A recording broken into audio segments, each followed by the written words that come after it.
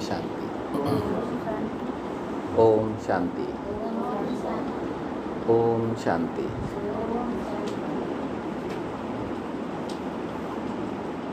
बाप दादा हमारे जिगर, हमारा दिल, हमारी भावनाएं, हमारी दुआएं, हमारा शुभ भाव, हमारा श्रेष्ठ भाव, हमारी समर्थी, बाप दादा ही है सब कुछ हमारा, है ना। हमारी विशेषताएं, हमारी कलाएं, सब बाप दादा ही हमारा है और बाप दादा ही की चीज़ मिली हुई है हमारे को। तो बाबा समझाते हैं, बाबा ही समझा सकते हैं, कारण अशरीरी निराकारी है। तो जो अशरीरी और निराकारी है उसमें समझाने की शक्ति होती है ना। जो साकारी है उसको समझने की ज़रूरत होती है। जितना समझेगा उतना आकारी, अशरीरी और निराकारी बनेगा। आकारी में भी समझाने की उतनी शक्ति नहीं होती, समर्पण होता है बाप के सामने। आज बाबा ने बहुत सुंदर सुंदर विषयों पर समझाया है। पहला स्वदर्शन, दृष्टि और दर्शन। आज का नाम ये रहेगा, दृष्टि और दर्शन। तो पहला स्वदर्शन, दूसरा चक्र दर्शन, तीसरा वृक्ष दर्शन, है ना। ये हम भारतवासियों के लिए स्वर्ग निर्माण की और मुक्ति, जीवन मुक्ति के दर्शन है ये, है ना। हम लोग बहुत दर्शन करने का अभिलाषी रहते हैं। चलो 12 ज्योतिर्लिंग दर्शन करके आ जाएं, चलो चारों धाम दर्शन करके आ जाएं, चलो तीर्थ दर्शन करके आ जाएं। तो हम लोग भारतवासी दर्शनों के बहुत ज़्यादा अभिलाषी रहते हैं, क्योंकि बाबा ने दृष्टि दी थी और हमने देखा था, हमने दर्शन किए थे। भगवान तुम्हारे दर्शन हो जाए, हे श्री कृष्ण तुम्हारे दर्शन हो जाए, राम जी बजरंग बली तुम्हारा साक्षात्कार हो जाए, दर्शन हो जाए। ये भारतवासियों का स्वभाव होता है। कारण संगम पर भगवान ने आकर, बाबा ने आकर, आत्मा के पिता परमात्मा ने आकर हमें दर्शन दिए थे, दृष्टि दी थी। अब वही दृष्टि, वही आनंद हम कल्प भर उठाना चाहते हैं। कभी हम दर्शन देना चाहते हैं, कभी हम दर्शन करना चाहते हैं। तब बाबा ने समझाया कि पहला दर्शन है स्वदर्शन, दूसरा दर्शन है चक्र दर्शन, तीसरा दर्शन है कल्प वृक्ष दर्शन, है ना, कर्म वृक्ष दर्शन। ये बड़े शानदार दर्शन है ये। और चौथा दर्शन है त्रिमूर्ति दर्शन। पांचवा दर्शन है तीनों लोक दर्शन, त्रिलोक दर्शन, पांचवा दर्शन। और छठवां दर्शन है सीढ़ी दर्शन, है स्वर्ग की सीढ़ी दर्शन। बड़ी सुंदर सी बातें हैं ये। अब यहाँ पर आके हमारा ज्ञान पूरा नटशेल में आ जाता है, पूरा नटशेल में आ जाता है। मंजू बहन वीडियो खोलिए अपना, चमन बहन आप भी अपना वीडियो खोल लीजिए। दर्शन और दृष्टि में प्रभाव है। जो दिखता है, जिसको देख पाते हैं, उसको मिलता है। दर्शन इसलिए चाहिए, जो दिख रहा है ना, उसको मिल रहा है। जो दिख रहा है उससे मिलन हो रहा है, और मिलन हो रहा है अर्थात झूले में झूल रहे हैं, अर्थात बन रहे हैं, है ना। मिलना, झूलना, बनना, है ना। और समान बन गए तो समा गए, समाना, एक हो गए। तो बिना मिलन के हम समान नहीं बन सकते। और मिलन होता है दर्शनों से। आंख बंद करके कभी किसी के दर्शन नहीं किए जा सकते। आंखों में दोष है तो भी दर्शन नहीं किए जा सकते। जब तक समान होंगे, हम दर्शन नहीं कर होंगे तभी दर्शन कर पाएंगे। अगर समान नहीं है, अंदर में कुछ चल रहा है, तो दर्शन नहीं होगा, आंखें चुराते रहेंगे। ये बड़ी गहरी बातें हैं। तो बाबा बोल रहे थे सबसे पहला दर्शन है स्वदर्शन। परमात्मा दर्शन का फाउंडेशन। स्वदर्शन नहीं तो परमात्मा दर्शन। बाबा को हम देख नहीं सकते हैं, और बाबा को देखें नहीं तो मिलन कैसे मनाएं? अब मिलन नहीं मनाएं तो बने कैसे, समझे कैसे, समाए कैसे, लवलीन कैसे हों? तो मिलन मनाना जरूरी है। मंजू बहन, आपका वीडियो नहीं खुला है अभी तक। दृष्टि में रहोगी तो अच्छा रहेगा, नहीं तो जिस दृष्टि से हम अपने आप को देखते हैं कमजोरी करते जाते हैं, है ना? असंतुष्टि ही, ये नहीं मिला, वो नहीं मिला, वो नहीं मिला, ये नहीं है, वो नहीं है, बस यही चलता रहता है अंदर में। ये कमी है, वो कमजोरी है, बस यही चलते रहता है। जो प्राप्तियां हैं कि हमारे पास में अंदर में बेसिक आधार फाउंडेशन में सतयुग त्रेता, संगम युग सतयुग त्रेता है, ब्रह्मा और ब्राह्मण धर्म है, हम ये भूल जाते हैं।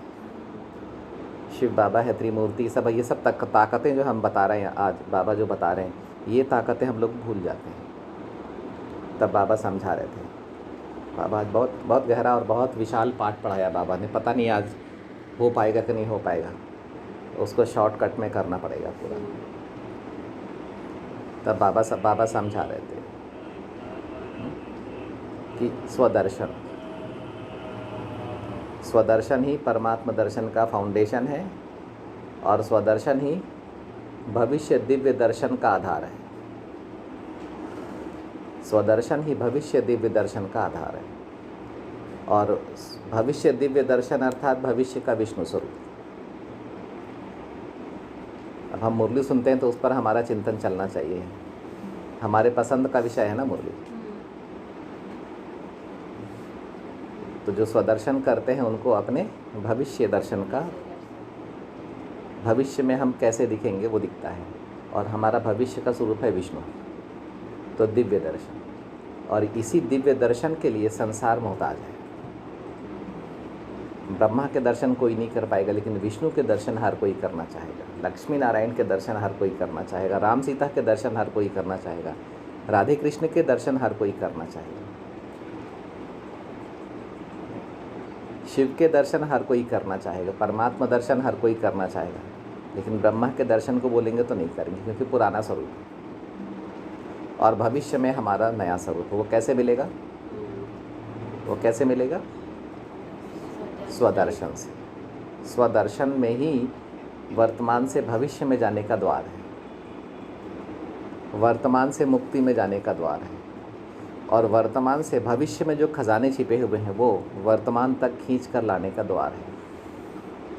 मशीनरी है, विज्ञान छिपा हुआ स्वदर्शन में। तो स्वदर्शन एक बहुत कीमती चीज़ है, बहुत वैल्यूएबल चीज़ है स्वदर्शन। फिर स्वदर्शन है तो आत्मा को स्वमान मिलता है, आत्मा को समझ मिलती है कि मैं कौन हूँ, मैं कितना, मैं कैसा, मैं किसका, मैं क्या। अगर स्वदर्शन है तो स्वदर्शन बेस है। काहे का बेस है? काहे का बेस है स्वदर्शन? स्वदर्शन आधार है ज्ञान का, प्राप्तियों का, आगे बढ़ने का। हाँ, स्वदर्शन है तो हम लोग एक रस होएंगे। स्वदर्शन है तो बाबा का संग मिलेगा। स्वदर्शन है तो हम सार में रहेंगे। स्वदर्शन है तो हम आप समान पैदा करेंगे। स्वदर्शन है तो हमको अपनी दिव्यता का आनंद आता, हम आनंदित रहेंगे हमेशा। स्वदर्शन है तो हम स्वयं के समीप हैं, हमको अपनी पहचान मिलती रहेगी। जो आत्माएं अपनी पहचान समझती हैं वो आत्माएं भगवान को भी पहचानती हैं। जो अपने को नहीं पहचानती वो भगवान को भी नहीं पहचान पाती, दिखेगा ही नहीं। गुह्य बातें हैं सारी, बहुत गहराई से समझने की बातें हैं। दूसरा क्या है? दूसरा क्या है? चक्र दर्शन। चक्र दर्शन अर्थात काल दर्शन, समय दर्शन। बाबा ने हमें दृष्टि देकर सृष्टि चक्र का दर्शन कराया। सृष्टि चक्र का कनेक्शन समय से है, और बाबा ने ये भी समझाया कि हम सब चक्रधारी आत्माएं हैं। पहला स्वदर्शनधारी आत्माएं हैं, दूसरा चक्रधारी आत्माएं हैं। अब चक्रधारी हैं अर्थात पूरा टाइम हमारे पास नहीं है, तो कहीं ऐसा ना हो जाए, कहीं वैसा ना हो जाए, तो ये नहीं सोचना है कभी भी अकाले मृत्यु ना हो जाए, डरना नहीं है। क्यों? समय किसके पास है और किसी के पास नहीं है। जिसके पास चक्र दर्शन है, जिसके पास समय है उसको डरने की ज़रूरत नहीं है। कहीं ऐसा ना हो जाए अचानक ये छत ना गिर जाए, अचानक कहीं से तूफान ना आ जाए, आग ना लग जाए, ऐसा डरना नहीं है। टाइम है हमारे पास में, हमारा समय हमारे पास में पूरा है। अब उस समय का कैसा उपयोग करना है वो हम बुद्धिमान आत्माओं पर है। बाबा ने हमें बुद्धि दी हुई है, समय का उपयोग कैसा करना। समय पूरा है हमारे पास, हमारे पास में अकाल मृत्यु नहीं आएगी। वो तभी आएगी जब हम संस्कार से बाहर जाएंगे, अपनी सीमाओं को तोड़ेंगे, लक्ष्मण रेखा को पार करेंगे, तभी आएगी। तो चक्र दर्शन हमको टाइम मैनेजमेंट सिखाता है कि चक्र में कैसे समय का मैनेजमेंट किया गया है, समय को कैसे संस्कारों से बांटा गया है। 5000 साल को 84 जन्म के संस्कारों से बांटा गया है। अब संस्कार है तो 84 जन्म है, वो भी 5000 साल के चक्र में। मोहम्मद इब्राहिम के पास में 63 जन्मों के संस्कार हैं, तो उसको 2500 साल मिले। हमारे पास में 84 जन्मों के संस्कार हैं, तो हमें 5000 साल मिले हुए हैं। 2500 साल प्लस हमको शिव बाबा ने दिए, क्योंकि हमारे पास में परमात्मा ज्ञान है, परमात्मा वर्षा है। तो क्योंकि हमारे को बाबा से परमात्मा वर्षा मिला हुआ है, इसीलिए 2500 साल ऊपर के हमको मिले हुए हैं, और 2500 साल नीचे के मोहम्मद इब्राहिम को मिले हुए हैं, गौतम बुद्ध को मिले हुए हैं, क्राइस्ट को मिले हैं, संन्यास धर्म शंकराचार्य को मिले हुए हैं, हज़रत मोहम्मद साहब मुस्लिम धर्म को मिले हुए हैं, गुरु नानक साहब को मिले हुए हैं। 2500 साल में बाकी सब लोग आएंगे, और 2500 साल हम लोग पूरा नई दुनिया को एंजॉय करेंगे परमात्मा वर्षे में, अखुट अथा अखंड, जो कभी ख़त्म नहीं होगा, और अप्राप्ति कोई भी चीज़ रहेगी नहीं। आपको जो करना है मर्यादाओं के अंदर में, जहाँ जाना है, आप पूरे विश्व में घूम सकते हो। आपको यात्रा पर जाने की ज़रूरत नहीं है। आप जहाँ जाओगे ऑलरेडी व्यवस्था बनी हुई है। आप जहाँ जाओगे वहाँ पर दुनिया स्थापित हो जाएगी। आपको जल, वायु, धरती, अग्नि, आकाश, इन सब का आधार मिलेगा हमेशा। प्रकृति हमेशा सुखदायी रहेगी, अभी प्राणों की प्यासी है। कितना अंतर है। बहुत बड़े बड़े विषय हैं ये, एक एक विषय पर एक एक शास्त्र लिखा जा सकता है, लेकिन फिर भी अपन बाबा ने बुद्धि दी तो हम लोग सब समझदार आत्माएं हैं, तो नट शैल में समझेंगे। फिर तीसरा है वृक्ष दर्शन। वृक्ष दर्शन अर्थात आत्माओं का मैनेजमेंट, कि कैसे कुदरत के द्वारा 7 अरब आत्माओं को मैनेज किया गया है। कैसे 7 अरब आत्माएं चक्र में कैसे आती हैं। वृक्ष ना हो तो आत्माओं के आने का, जीवन मुक्ति का और मुक्ति का द्वार ना खुले। वृक्ष के द्वारा शिव बाबा व्यक्त और अव्यक्त को संभालते हैं, और वृक्ष के द्वारा हम फाउंडेशन आत्माएं जो फाउंडेशन पे बैठती हैं, वो मुक्ति और जीवन मुक्ति का मैनेजमेंट करते हैं। ये एक सूक्ष्म क्रिया है जो आधार मूर्त आत्माओं से, उद्धार मूर्त आत्माओं से होते रहती है, और ये कल्प भर की बात है। हमारे बिना कोई भी आत्मा परम धाम से साकार दुनिया में प्रवेश नहीं कर सकती।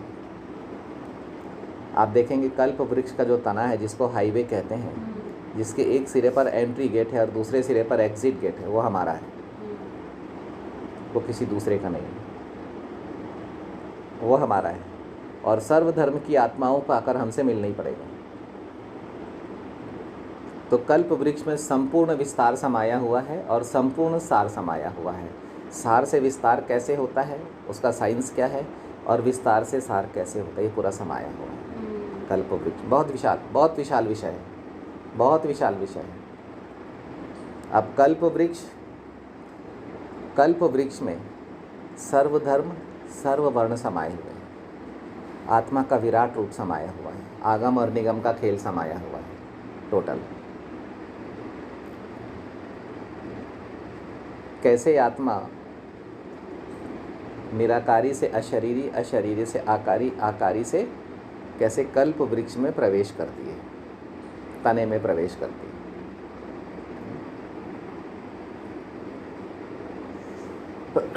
सॉरी, कल्प वृक्ष में प्रवेश करती है आत्मा, और कैसे कल्प वृक्ष से निकलकर मुक्ति में जाती है। जब कल्प वृक्ष से निकलती है तो उसे नए कल्प वृक्ष का फाउंडेशन मिल जाता है। ये कल्प वृक्ष भी अनादि है, कभी ख़त्म नहीं होता। एंट्री करेगी, 5000 साल बाद एग्ज़िट करेगी, और जैसे एग्ज़िट करेगी तो सामने में शिव बाबा कल्प वृक्ष का बीज रहेगा, जो कि कल्प वृक्ष की जड़ पर बैठा रहेगा। जो पहले पहले आत्माएं आएंगी उनको कल्प वृक्ष की जड़ के फाउंडेशन में बिठाएंगे। जो पालनहार आत्माएं होंगी, जो संपूर्ण वृक्ष को पालना देने वाली आत्माएं होंगी, बाबा से लेंगी और देंगी, ऐसी आत्माओं को कल्प वृक्ष के आधार, फाउंडेशन, जड़ में बिठाएंगे। तो ये हो गया कल्प वृक्ष। उसके बाद क्या है? उसके बाद क्या है? त्रिमूर्ति। बहुत गहरा सब्जेक्ट है त्रिमूर्ति। त्रिमूर्ति तभी है जब तक हम ब्राह्मण धर्म में। ब्राह्मण धर्म तभी है जब तक मुझ साधारण मनुष्य आत्मा का कनेक्शन ब्रह्मा और शिव से, जब तक शिव बाबा से हमारा कनेक्शन नहीं है। शिव बाबा, लक्ष्मी नारायण के चित्र में से शिव बाबा को हटा दो, वो सिंपल हो जाते हैं। लक्ष्मी नारायण के चित्र में या ब्रह्मा विष्णु शंकर के चित्र से शिव बाबा को हटा दो तो वैल्यूलेस हो जाते हैं, मात्र देवता रह जाते हैं। और वहीं पर ब्रह्मा विष्णु त्रिमूर्ति के चित्र में शिव बाबा की स्थापना कर दो तो यही निर्माता, पालनहार, स्थापक, पालनहार और विनाशकारी हो जाते हैं, कल्याणकारी हो जाते हैं। हाँ, चमक आ जाती है चित्र में। तो हम ब्राह्मण धर्म में त्रिमूर्ति, ब्राह्मण धर्म तभी तक है, जब त्रिमूर्ति हम तभी तक हैं प्रभावशाली, जब तक हमारा देव स्वरूप प्रभावशाली, तभी तक जब तक शिव बाबा से हमारा कनेक्शन है। नहीं तो हम साधारण स्वरूप में आ जाते हैं एकदम। दूसरा, त्रिमूर्ति आत्मा और परमात्मा के कर्तव्य की निशानी है। त्रिमूर्ति सिखाती है कि कर्म और फल की मशीनरी में और कर्तव्य और प्राप्ति की मशीनरी में क्या अंतर है। कर्तव्य पालना और प्राप्ति की मशीनरी में क्या अंतर है। त्रिमूर्ति कैसे कल्याणकारी है और कर्म और फल कैसे, जो कर्म और फल केवल हदें हैं उसमें। तो कर्तव्य को कर्म नहीं कहा जा सकता। कर्तव्य एक बहुत विशाल शब्द है। कर्तव्य के द्वारा सबका कल्याण किया जाता है और लक्ष्य होता है कि सबका कल्याण होना चाहिए। लक्ष्य होता है सबका कल्याण होना चाहिए। कल्याण है तो कर्तव्य है, स्वार्थ है तो कर्तव्य नहीं है। स्वार्थ है तो कर्तव्य नहीं।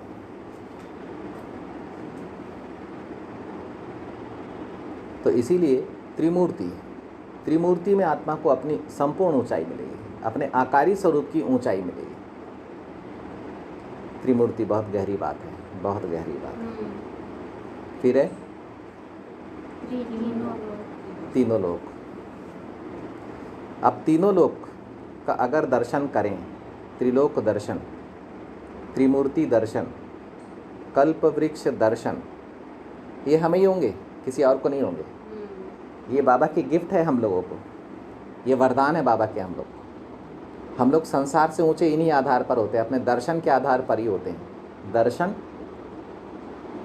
ठीक है, दर्शन, चिंतन, दर्शन, दर्शन, मंथन, मनन, चिंतन, फिर प्राप्ति। ये तो अपना हो गया। और जो आत्मा ये काम करती हैं बाबा के वर्षा का अधिकारी बन जाती हैं, वर्षे का अधिकारी बन जाती हैं, क्योंकि उनको योग्यता मिलती है। जो आत्माएं कोशिश करती हैं संगम युग में, बाबा का साथ है, ब्रह्मा बाबा का साथ है, बाप दादा का साथ है, ब्राह्मण परिवार का साथ है, जो आत्माएं कोशिश करती हैं वो प्राप्ति विहीन नहीं रह सकती। बहुत समझ की बात, वो प्राप्ति विहीन नहीं रह सकती जो आत्माएं कोशिश करती हैं। तो तीनों लोक आत्मा की, तीनों लोकों में आत्मा की सर्वोच्च ऊंचाइयां, आत्मा की मुक्ति, आत्मा के सारे स्वरूप, शिव बाबा के सारे स्वरूप। बाबा बोलते ना बाबा बहुरूपिया है, तो आत्मा भी बाबा के समान बहुरूपिया है। एक तो 84 जन्म है ही, लेकिन उसके अलावा भी आत्मा के अपने संगम युग में अनेक रूप हैं। निराकार अनेक रूप धारण करके विश्व सेवा करता है, स्वकल्याण करता है और विश्व का कल्याण करता है। करने वाला एक ही है। तो तीनों लोग भी बहुत विशाल चीज़ है। निराकार, ठीक है, तीनों लोकों में आत्मा को उसकी विशेषताएं मिल जाएंगी। तीनों लोगों, जैसे उसको अपनी ज्योतिर्मयता मिल जाएगी परम धाम में, उसको अपनी महीनता मिल जाएगी, उसको अपनी गुह्यता मिल जाएगी। वो परम धाम से 84 जन्म तक अंत तक देखेगी, उसकी बुद्धि इतनी गुह्य हो जाएगी। इतनी छोटी सी आत्मा है, उसको तीनों लोक के साथ साथ साकार दुनिया में अपने 84 जन्म, एक एक जन्म दिखेगा पूरा। इतनी विशालता मिल जाती है आत्मा को। और उसके बाद आओ तो सीढ़ी। आकारी वतन में अपन जाएंगे तो आत्मा को उसके आकार का क्या राज, कौन सा साइंस निराकार और आकार के बीच में छिपा हुआ है, और कौन सा साइंस आकार और साकार के बीच में छिपा हुआ है। आकारी देह कैसे साकारी देह को चलाती है, आकारी दुनिया कैसे साकारी दुनिया, प्रकृति की सेवा, विश्व की सेवा करती है, ये रहस्य खुलता है। और साकार दुनिया में आत्मा के तीनों लोकों में से साकारी लोग भी है, तो वहाँ पर आत्मा को 84 जन्म में कैसे आना है, वो सारे बातें रहस्य उसको मालूम पड़ता है। सारा विज्ञान, पूरा साइंस उसको समझ में आता है, तीनों लोकों का विज्ञान समझ में आता है। और ये क्यों समझ में आता है? क्योंकि जब वो अपने को आत्मा समझकर बाबा को याद करती है, तब आत्मा से धर्म की ऊर्जा भी निकलती है, तो धर्म समझ में आता है। राज्य की ऊर्जा भी निकलती है, तो राजा ही समझ में आती है।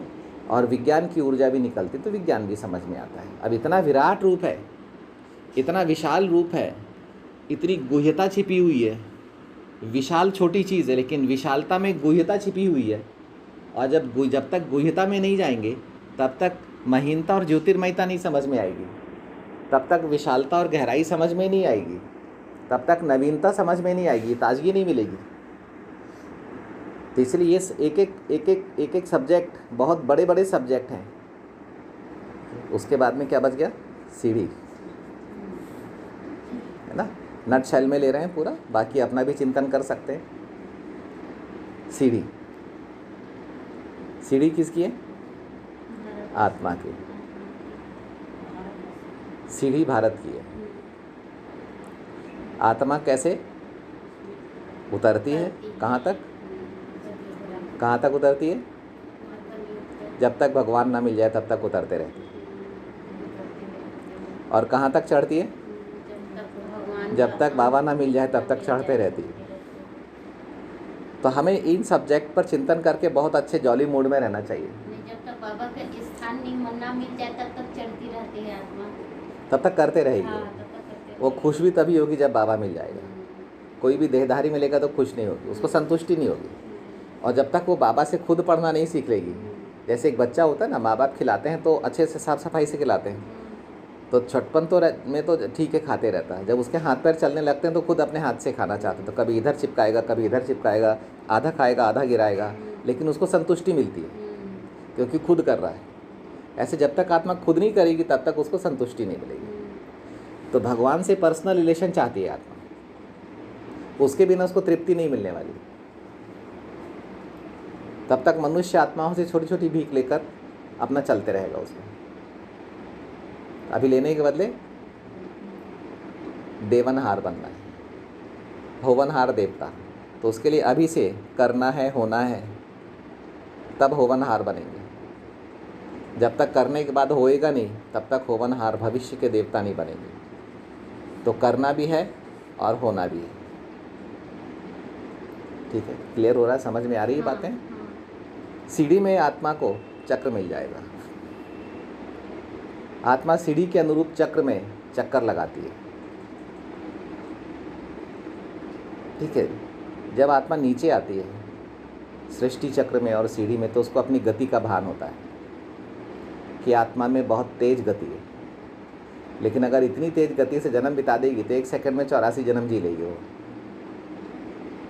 तो इसीलिए उसको देह मिलती है, देह में उसकी गति कंट्रोलिंग हो जाती है। लेकिन जैसे देह छूटती है तो अपनी ट्रिमेंडस गति से अपने नए लक्ष्य की ओर, नए माता पिता की ओर बढ़ जाती है, फिर वो रुकती नहीं है। तो आत्मा, परमात्मा, तीनों लोक, तीनों काल, सृष्टि का आदि मध्य अंत, कल्प वृक्ष, सीढ़ी, त्रिमूर्ति, ये सब आत्मा के ड्रामा में कुछ न कुछ कैसा ना कैसा मैनेजमेंट है, और बहुत ही यूनिक मैनेजमेंट है।